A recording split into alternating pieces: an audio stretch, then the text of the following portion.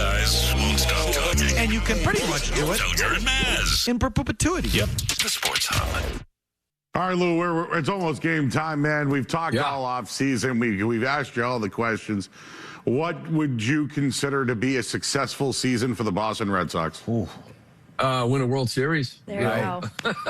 Anything but? I think, well, get to the World Series and you lose to the Dodgers. I mean, I don't know if Toronto, they're disappointed, obviously, but pretty successful season. Yeah. I think at minimum you talk ALCS. I mean, that type of season. It's no longer, you got to get a home playoff game. Okay, last year was cute, and I think even they say it, Corey said it all the time. 3 days in October is not what we're looking for. So you're a playoff team, get by the first round, get to an ALCS, get to a World Series. That's just what the expectation should be with these guys, and I'm sure it is. That afternoon, full league slate, day baseball. I want to say bunting. They don't do bunting anymore. I don't see the bunting on the field in Milwaukee as I'm watching this game. We got a couple up here on the monitors. How come they don't do bunting anymore? I don't know. They used to bring a real festive atmosphere. Bunting. Yeah, whenever the bunting's out, it's a special occasion. It's so simple. And it's also what's the 250th anniversary called? Oh, God, I don't remember. Quintessential? Is there some big long word? Quincentennial? Yeah, something like that. Okay. Yeah. So it's our 250th birthday. Throw out the bunting. Anyway, I love this afternoon. I got 3 games on going right now. It's just tremendous day. And here the Red Sox are on the precipice of a season with a lot of expectation. Lou Merloni on a competing network. Talked to Joe Murray about this, but either way, Lou Merloni saying the expectation is ALCS, a World Series, and that's the expectation for the team. If that's your expectation for this team, I think you're going to be disappointed. I've been trending down the last couple days. I've been thinking about this, Mazz. I don't know if I want to take the under on them. I was just looking this up on my DraftKings Sportsbook. Is it 87.5? I think it is. That's what I saw yesterday. I don't know if I'm going to bet the under on that. I'm tempted to bet the under on that. But if you're expecting true World Series contention, I think you're going to be disappointed. If that's what you have as the bar, I'm down on them. I don't think they're going to get there. I think they're relying on too many things that you've put in the bank that I wouldn't put in the bank. So what constitutes a good season then? Oh, what Lou said constitutes a good season. So that's my feeling is just because they didn't build the team for it, that's their problem. Yeah, no, true. Right. Right. If they get there, I'm not going to say they exceeded expectations. No. I'm going to say that's what they should be. If they don't get there, it's a fail, and I think they're going to fail. I guess that's what I'm saying. I felt at the end of last year, my feeling was if they are not a World Series caliber team, if we're not talking about the World Series with them going into the season, the offseason was a fail. And so now, do I think this offseason was a success? No, I don't. But in the same breath, I look at them and say they look like they had some of the best players on the field during the World Baseball Classic. And you can tell me that it's a meaningless tournament, but the intensity level in that thing actually felt reasonably high. Now, so I'm telling you, it's not just like another spring training game. I think it was more than that. I think that Anthony's the real thing. I think Abreu should be at a point in his career where he's getting better. Duran looked to me like he's embraced the idea of being in the middle of the order and giving up the leadoff spot to Anthony. And so could they use another right-handed bat? Hell yeah. But you know what? They got a lot of pitching. They got a good back end of the bullpen, at least based on last year. And to me, there's no excuse. I'm not giving them any outs. They should be at a point now where they are competing for at least being in the World Series. They should be competing for the American League Championship. I agree. The Dodgers are far and away the best roster in baseball. We all know that. So get there and see what happens. They should be able to go nose to nose with the Yankees. They should be able to go nose to nose with the Blue Jays and everybody else. No free passes. So you don't get to just write off another year because Alex Bregman told you to F off. So you had plenty of options to get a bat. If the team fails, it's on you. Agreed. I anticipate them coming up short and hammering them for it. And so let me just back up where I'm coming from. Like too many things that I think you've... Is Trevor Story going to have another season with 96 RBI? Doubt it. Here's Trevor Story's games played the last 4 years. 94, 43, 26, 157. What's the outlier? The 157. I mean, I'll go back to starting in 2020, games played. 59, 142, 94, 43, 26, 157. So you got to throw out 2020 because it's the COVID year. Sorry, my bad. Very good. Still, I just don't expect him to be on the field as much and have that kind of season. Me neither. No. And you know what? Neither did they, because they went out and got Isaiah Kiner-Falefa because they didn't have a true backup shortstop, and they think he can do it. Now, he's starting today at second base, which is a whole other discussion. But, they don't expect that from Story either. I mentioned this yesterday. Aroldis Chapman. Most people thought he was cashed when he came in here last year, and kind of a weird contract, and that's your solution. And then out of nowhere, he turned back the clock. Let me give you just a little statistical look at him here in a second. But I look at Chapman and say, what are the odds you're going to get that out of him?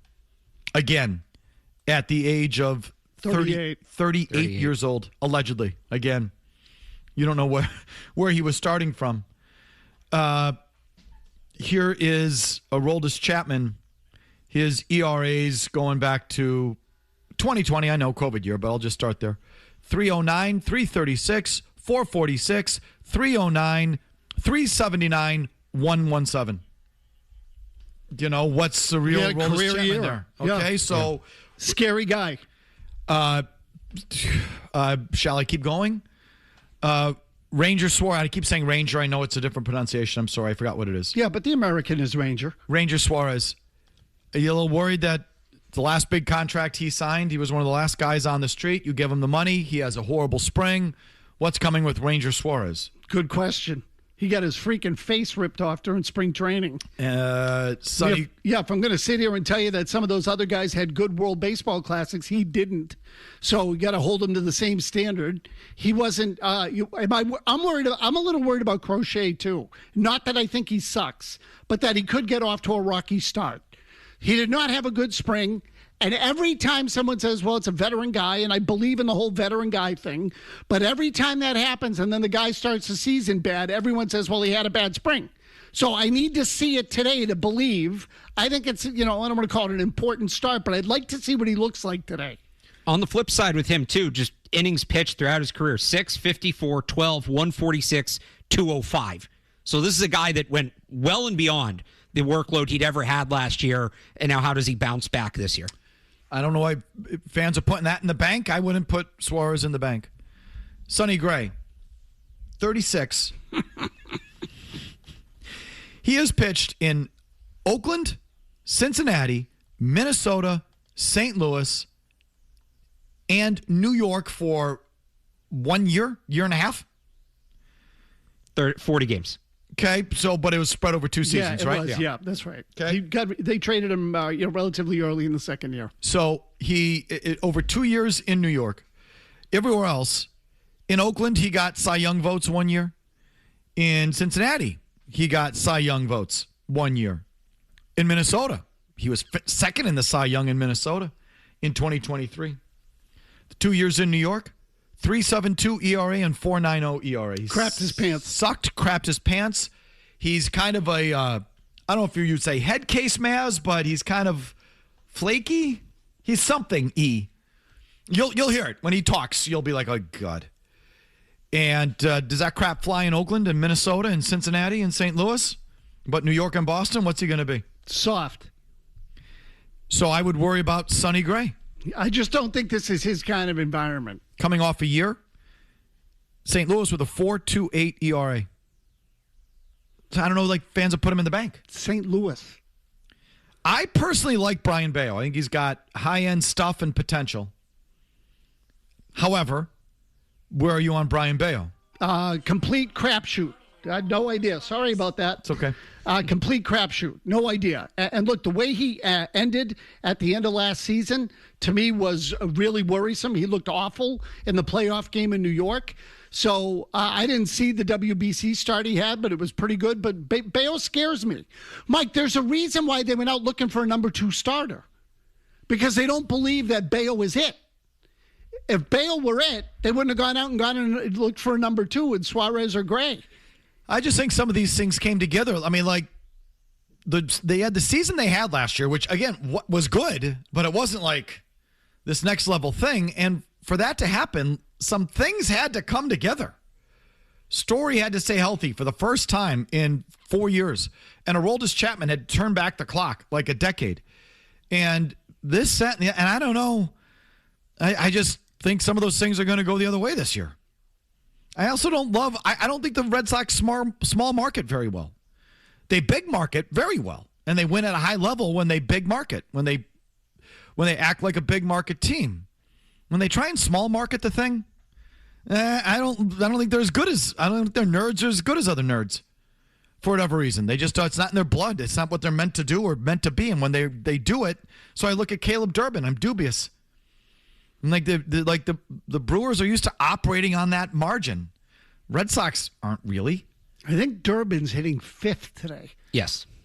I mean, he's, listen. 5th. I predicted he'd be back in Worcester by Memorial Day. We'll see how that goes. He had 11 home runs last year. He was hitting 5th. So, I don't know. There's no excuse for them not to take another step. And if they don't take another step, they deserve to be roundly criticized. So that's where I am on it. Like, fine, prove it now. You think you're good enough that you didn't need Bregman, and that you think that this is, the pitching and defense model, which was a backup plan. Let's emphasize that. Thank you. Wasn't their first plan. They allegedly wanted the bat, although they seemed unwilling to spend for it. Whether it was Pete Alonso or Bregman, they didn't want to extend themselves. Fine. So what? I'm supposed to lower my expectations? Nope. American League Championship Series and go from there. Mix in your Red Sox thoughts with the Bruins and Celtics. Right back to you after these words. Felger. Shush. Mazz. The Sports Hub. David Bednar, third night on duty. Swing and a pop down the left field line. Looking for McMahon. He's got room. He's there. And the Yankees have won it. They win this wild card round and eliminate the Boston Red Sox. Craig, first, what do you think you have to do to kind of take it a step further than this? There's no guarantee that we just pick up where we left off at the end of 2025, right? Just, kind of expecting everyone to take a step forward.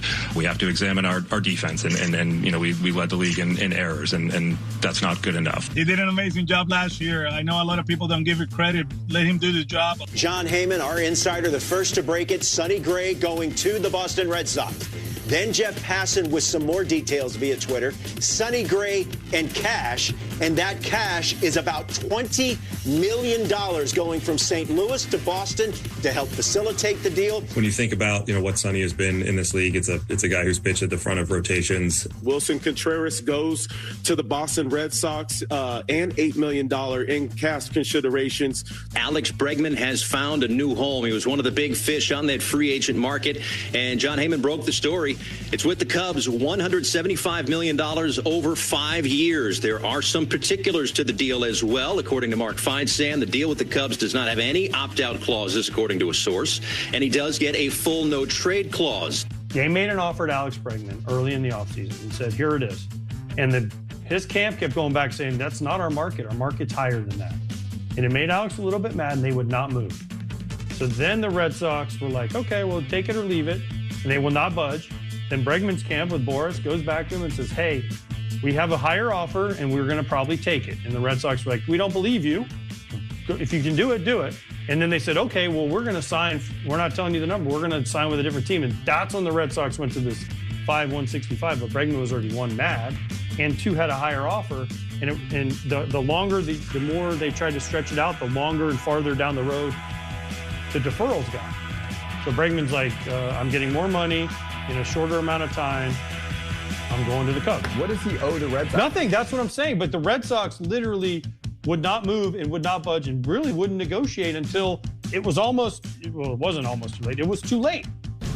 The no trade clause thing, is that an organizational policy that you don't give out full or partial no trade? No, look, if Alex Bregman wanted to be here, ultimately he'd be here. The Boston Red Sox weren't able to get the reunion with Alex Bregman, but they're bolstering their rotation in a big way, reportedly inking one of the top starting pitchers on the free agent market. John Heyman reporting that Boston has struck a deal with Ranger Suarez. The Red Sox have made a trade on the eve of spring training. It is a 6-player deal with the Milwaukee Brewers. The biggest piece of the deal is Caleb Durbin. He is an infielder who finished 3rd in the National League Rookie of the Year voting last year. Clearly, obviously, a year ago you had Devers and Bregman. Now you don't. And how do you feel you can replace that hitting? Yeah, I don't know that you look to replace one for one, the production of a guy like Rafi or a guy like Alex. Our goal is as a team to win more games. And I think there's a lot of different ways that we can do that. And leaning into pitching and defense is certainly one. How would you assess spring training? How's this gone? We're in a good spot. We have a good baseball team. We're going to be athletic. We're going to hit homers. We're going to play good defense. And, we'll see how the bullpen pans out. Feel very confident where we at, and we just gotta, get to Cincinnati and get going. Jimmy Stewart's fine look back at the Red Sox offseason heading into 2026. One thing just sort of teed me off in there. I forgot. Why is Sonny Gray here? Why is Sonny Gray here? Because he's cheap. They sent back cash. Correct, $20 million in the deal. Would Sonny Gray be here if the Cardinals didn't agree to send back cash on his salary? No, and it's important to remember, too, that they brought him in before Ranger Suarez. So if they really wanted Ranger Suarez over Sonny Gray, the reason they chose Gray is because he was cheap. I guess what I'm saying, Mazz, why I'm down on them, or I'm taking the unders, I guess, I don't believe in them. I don't believe in how they built the team. Sure. Does Sonny Gray is just here because the contract. His last 2 years in St. Louis sucked. His career numbers in Fenway Park, Barth, you give them to me again? Do you have them in front of you? 7 games, 6 starts. He's 0-4 with a 6.84 ERA. He's allowed 37 hits and 20 runs in 26.1 innings. He's 36. He's coming off 2 bad years. He has sucked when he's pitched here. He sucked when he pitched in the AL East. Why is he here? Because he's cheap. Oh, that's right. They sent cash back in the deal. I'm not getting behind that. I don't. No. Out. And so that's, that just, maybe that crystallizes why I'm down. I don't believe that they really care to win at a high level. And some of the rosters just pieced together because of the deals. All right. Back to your phones on everything. Drew in the car, your thoughts on opening day. Go ahead, Drew. Hey, can you guys hear me? Yes. Hey, guys. So I'm just wondering if, Marcel Myers looking at the opening day lineup and seeing that he got benched for IKF of all people, and maybe this will be the big motivator we've been waiting for him. Maybe he'll get off the bid against or something because, you imagine, you're the 4th overall pick and you're getting benched for freaking Isaiah Kiner-Falefa. So to me, it's not about Meyer because I knew he wasn't going to play again. I played today against a lefty. Should he? I don't have a problem them sitting him at the beginning of the year on that. I do. But it should have been Monasterio. I'll take the bat. Isaiah Kiner-Falefa can't hit. So, give me a guy who can hit against left-handed pitching for 6 innings and then put Meyer in for defense. If they're winning, Meyer's going to play today. He's not going to start, but Cora's still going to stick it to him here in the early part of the year. So I'm not that broken up over it because I knew it was coming. I knew it wasn't going to be him. What I didn't know is that it was going to be Kiner-Falefa. Andrew and Attleboro on the C's. Go ahead, Andrew. I was just thinking, Tatum's got this sort of Ricky Henderson conflict going. He's referring him to himself in the 3rd person. He's got his whole movie going on. I'm not saying that he's obnoxious. He actually seems pretty humble, but it's starting to get a little obnoxious. What do you guys think? Starting? The 5-part documentary didn't serve as the capper for you? It's a little 3rd person reference or 2? He did it last year. No, and I think Mazz, I'm with Mazz that if Jaylen Brown is sort of the way Jaylen Brown was speaking last night in the postgame, it's like it was his team. The way he talked about Tatum it was a big game for JT, and he showed this, sort of not talking down to him, but talking as if, he's my mentee, if you will. Can you say equals? That they're better off that way. If it's Jaylen Brown's DNA versus Jason Tatum's DNA. They're just better off. I would say at a minimum, if Brown sees him as equal to Tatum at a minimum, that's good. I think that's good. We have, again, Bruins, Celtics, Red Sox opening day, all on the board. Here's Ron in Texas, of all places, on the Bruins power play. Yes, Ron in Texas. Hey, guys.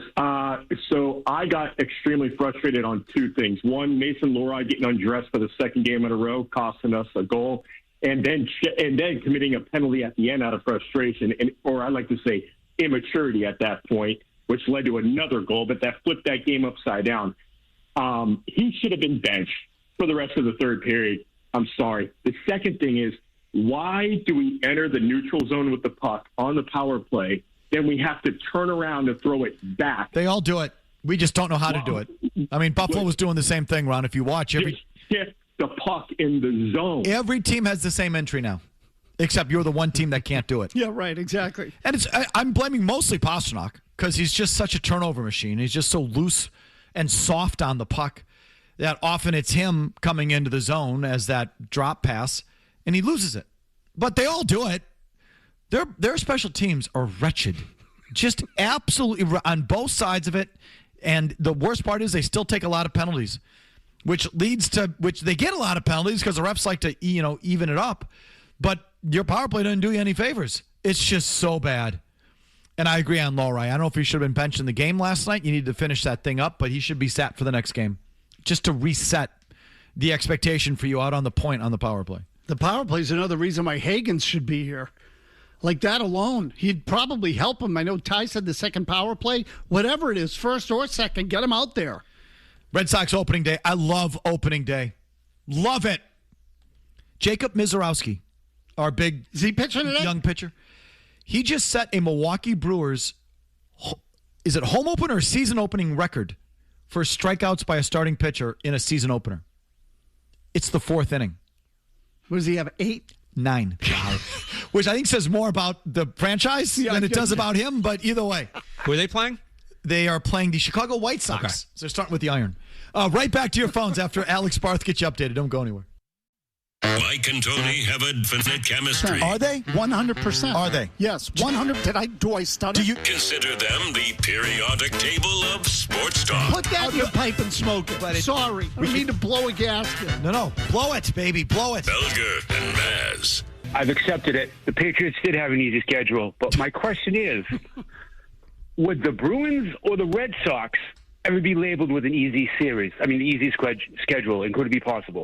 Of course.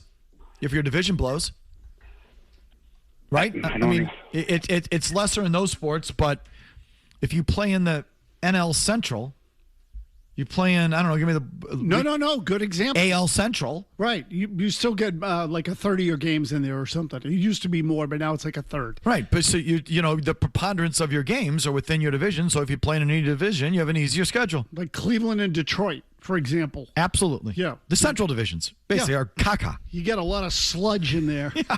It's complete crap. I know he said Bruins and Red Sox, but how about the Celtics this year for what the East is? Definitely. They're playing in a smaller pond. Right. You look at them in the Thunder last night, and those are two of the best teams, maybe the two best team in each conference, but the conferences are very different. Here's our buddy Tom in Quincy. Hi, Thomas. Hey, what's going on, guys? Hey, so finally, opening days here. Not that abomination of a baseball broadcast last night. But, I mean, I'm excited that the Sox season's back, but it doesn't come without concerns, as usual. I don't know anything about this Durbin kid. I'm convinced that that's going to be a drastic drop-off from what Bregman provided you. Fighting Maya to get into the lineup is kind of odd that I have to listen to Isaiah Kiner-Falefa at the starting lineup for the opening day is crazy to me. So at some point, Chapman's not going to duplicate what he did last year. Story most likely won't duplicate the health of last year. So I have a hard time with the optimism that some other Red Sox fans continue to have. I'm hoping they just don't ruin the summer and we have baseball in October. How's your thoughts? Yeah, look, I told you. I don't like a lot of what happened during the offseason either. But you know what? And I admit this is somewhat contrived. The Red Sox want to tell me that they're a better team. They're going to be good in pitching and defense. And, the extra right-handed bat is, too expensive. They don't. Okay, I'll buy in. I'm holding you to it, though. You got to find your way into the American League Championship Series and legitimately threaten to go to the World Series. That should have been the expectation this year after the way last year ended. That should be the expectation given the amount of time and emphasis they have put on their farm system. So if this is what they want, fine, no problem. You better be right. I just don't trust them. And when they try and small market it, I don't think they're good at it. And the pitching, Mazz, it's like Sonny Gray. He's just another in the line of Lucas Giolito and Paxton and guys like this. And you hit on Giolito last year for 1 year. You got a good year out of Giolito, so that happened. But you got nothing out of Paxton. The other years of Giolito or the other year, whatever, is useless. I mean, you know what I mean? So, like, you stack up Paxton, Giolito, Sonny Gray. I think you give me another one or two. Walker Buehler, fine. Thank you. Good one. You get one good year out of, like, 6. And maybe that computes for them. Maybe that constitutes a suitable risk.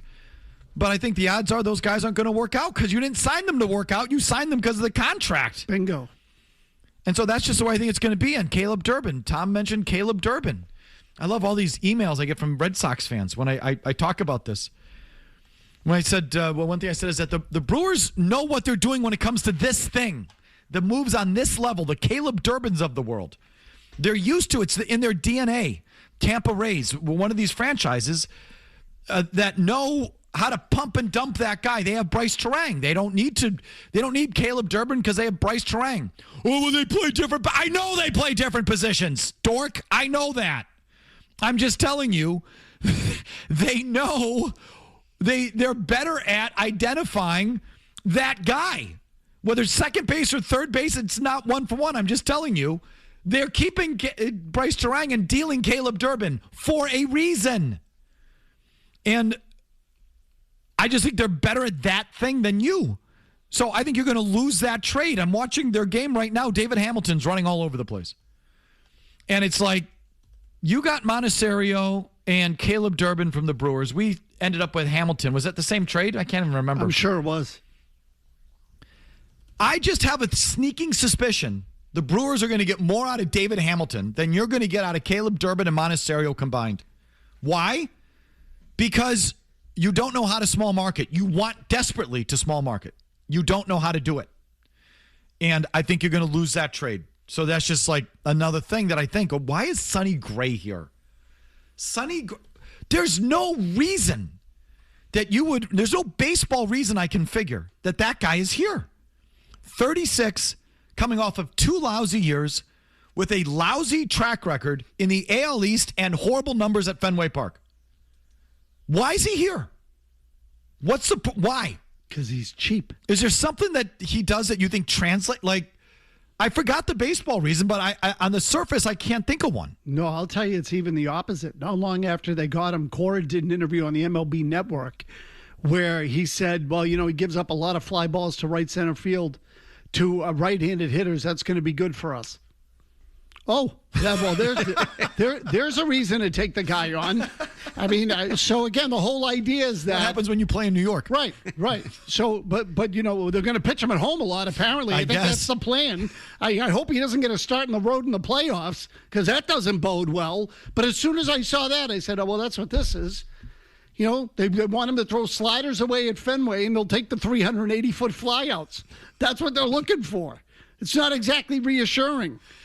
It's Thursday, which means one thing and one thing only. Mazz's Tears returns. Mazz's Tears. We're putting Christian Campbell in the bust category, aren't we? Yep. Mazz's no, not putting. He's already there. What tier does he land? What level of bust is Christian Campbell? We'll find out in Mazz's Tears in our long commercial-free segment next. Oh, yeah! Thoughts, calls, emails. Oh, yeah! I get my jollies out of it. I do. I'm not a good person. Go ahead. Felger and Mazz. Oh, yeah! 98.5, the Sports Hub. Bernardi Auto, they've got Audis, Let's go, Barthy. Hondas, and Toyota. Expect to hear you here. Yeah! They are the ones who sponsor who Mazz thinks is a fraud and who's for real. Mazz's Tears. tears. Yeah, those are the tears of the Come on, crowd. Barthy. Mazz's tears. There it is. Second tier. Hold on, let me get my pen. Mazz's tears. Dallas.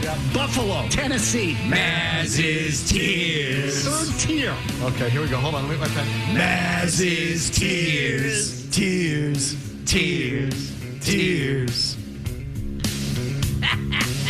When it comes to auto dealers, the Bernardi Automotive Group not only sponsors Mazz's Tears, it always finishes top tier with Mazz. That's because they sell and service Audi, Acura, Honda, and Toyota vehicles. Never mind Volvo. Bernardi for now, Bernardi for life. Find them now at BernardiAutogroup.com. Mazz, what do we got? Okay, we have in the wake of the Christian Campbell story, we decided to go with Boston prospects who failed to live up to the hype.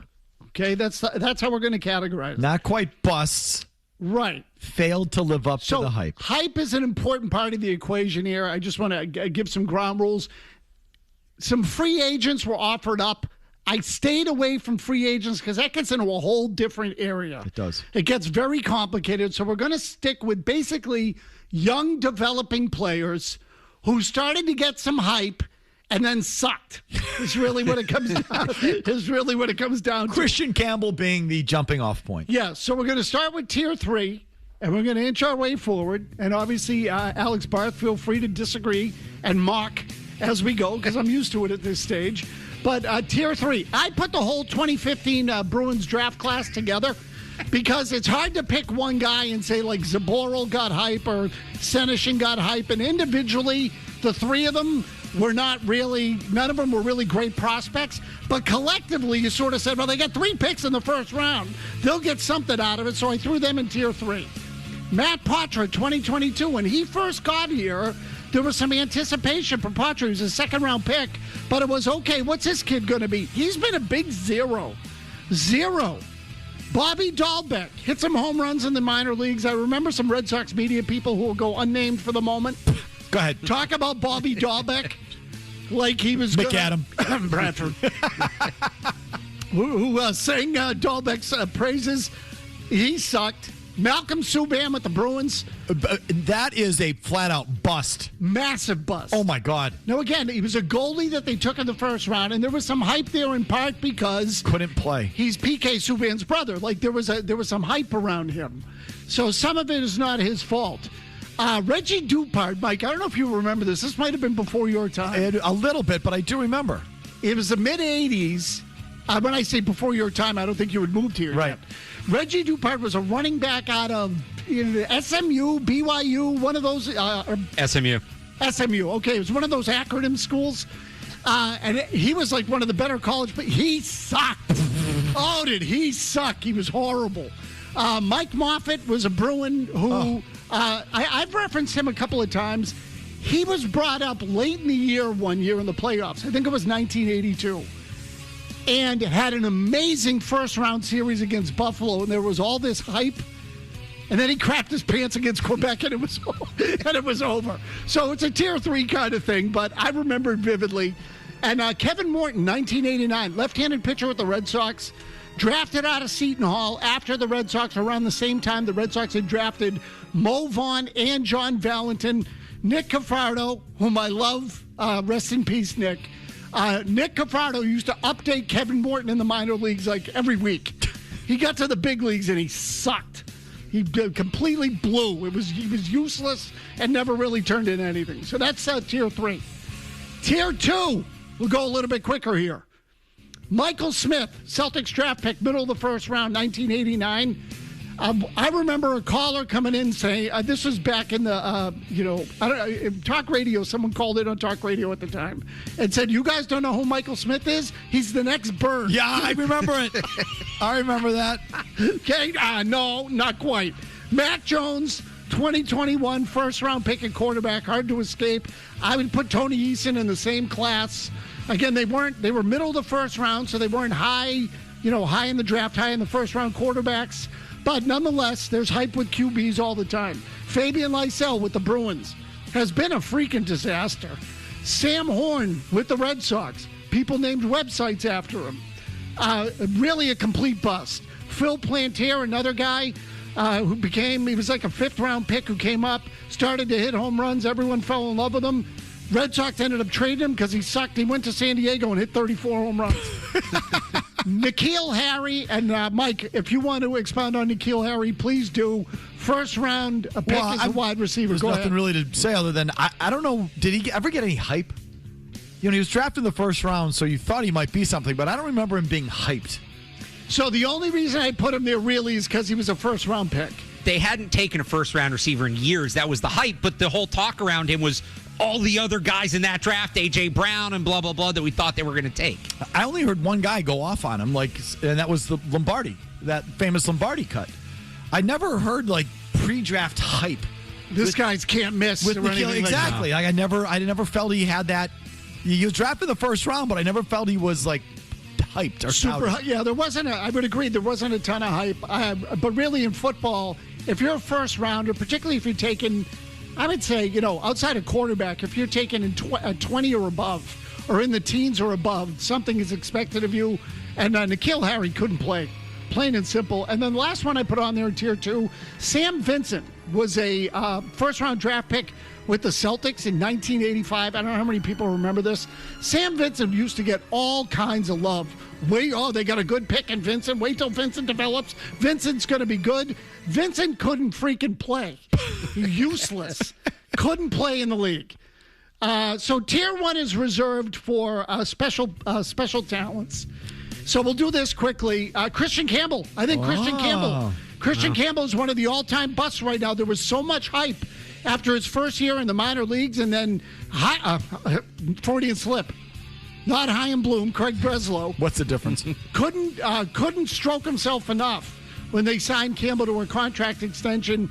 Campbell's going to go down as one of the great busts in history unless it makes some sort of dramatic turn. Kedrick Brown with the Celtics got all kinds of love. I think he was the number 11 pick back in 2001. People thought he was going to be some sort of superstar. Completely disappeared. Chad Jackson, Mike, I thought had more hype than N'Keal Harry. So that's what I put in the email today. It's like, I consider Chad Jackson like a bigger bust in this category than Harry because Chad Jackson came in with some hype. I remember back when I covered the team, he had this rookie camp where he lit it up in some of these spring passing camps, and we watched him, and we're like, this is the next guy. And he could not play. Not even close. I would agree. The hype on him was way higher. And again, in the NFL, to me, to get on this list, it had to be about hype if you were drafted in the second round. The Patriots also traded up to get him, did they not, if I remember? Yeah, that's right. And they was it Craig Jennings that they left on the board there, Barth? You remember that? I think they traded with the Packers. They traded up, got Chad Jackson. The Packers, with the pick they got from Green Bay, took Jennings and got a much, much better player. Jennings is good. The two Patriots that are in the top tier here, both number 1 overall selections. Kenny Sims, defensive lineman, was a complete, total waste of time. He was just didn't want to practice. When he got into the games, wasn't very good, and disappeared. And then I put Irving Fryer on this list, and I'll tell you why. Because he was never really good with the Patriots. He got better when he went to Miami, but they ended up having a cut bait with him and move on. Never really fulfilled his potential. As a college player, he was absolutely dynamic. Went to Nebraska, was the number 1 pick in the draft. Irving Fryer was supposed to be the kind of franchise savior that, dare I say, someone like Travis Hunter was supposed to be, and did very little here. In fact, was more newsworthy for some of the stuff that happened off the field and on it. Okay, so Christian Campbell being the jumping off point. Busts, if you will, but young players that didn't live up to the hype. What did we have wrong? What did we miss? There's always suggestions along the way, so we'll get to them after Barth gets you updated here. 90 seconds, 90 quick seconds, no commercials, and right to you.